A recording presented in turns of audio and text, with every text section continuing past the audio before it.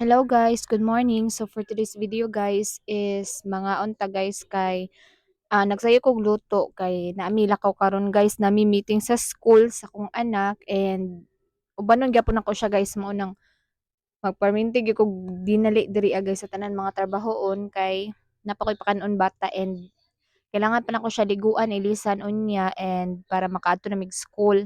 So by the way ang kuan di ay nila meeting mag-start is 8:30 so kailangan 8 AM in the morning so makaadto na mi dito sa school guys.